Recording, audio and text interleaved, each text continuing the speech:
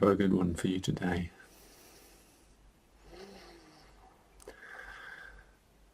The Avatar, the Kалки Avatar. From the gates of gold down to the pit of earth, out from the flaming fire down to the circle of gloom, rideth the secret Avatar bearing the sword that pierceth. Naught can arrest his approach, and none may say him nay. To the darkness of our sphere he rideth alone, and on his approach is seen the blackness mount upwards in dissipation. The noise discordant of the warring elements greets the oncoming one and deters him not. He passeth on his way, sweeping the circle of the spheres and sounding forth the word.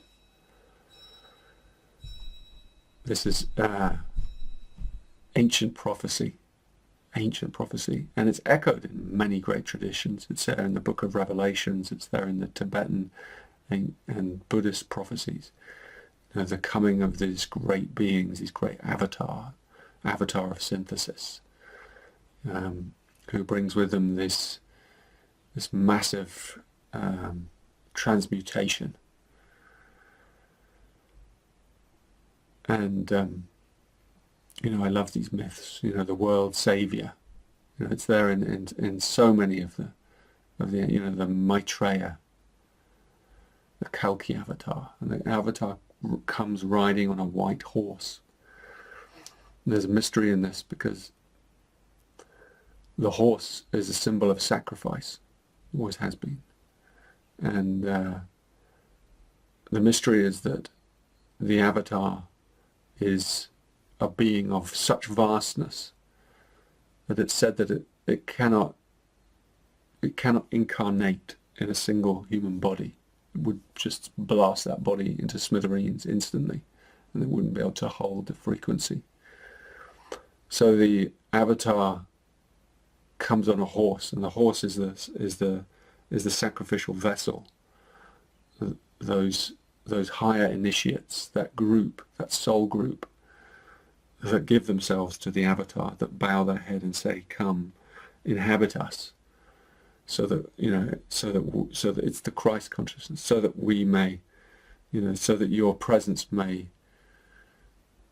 transform the lower planes, and knowingly we will be shattered, you know, and be shattered in your bliss by your divine Shakti.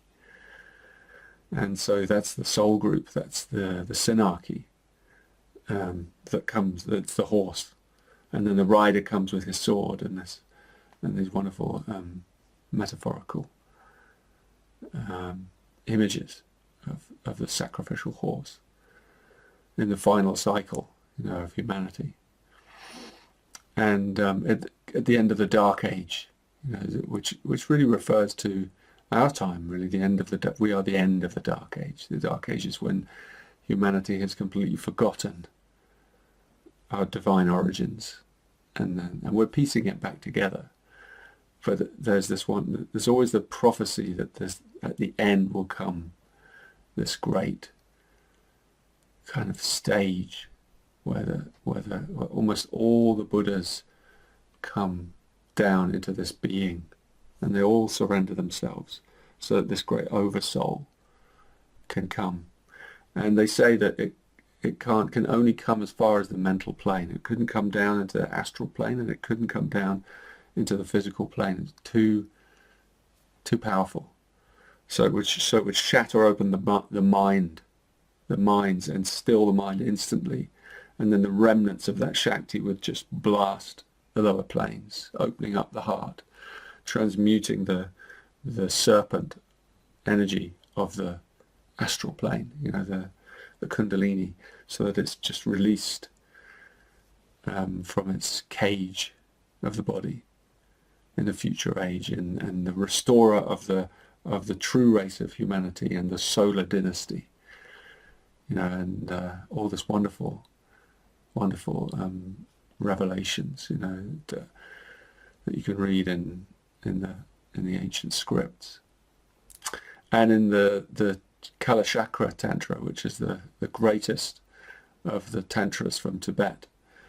You know, again you have this Kалки Rudra possessed by the great wheel, bringing the wheel of Dharma, who just speaks, and puts an end to all the barbarian dharma, and creates samadhi just through his words, just through and there's a sword on his tongue in the Bible. It's called Melchizedek, a sword that comes on his tongue, and because when he speaks, then the words just shatter the illusion, and definitely something to consider. And of course, everyone wants to know, when's it going to happen?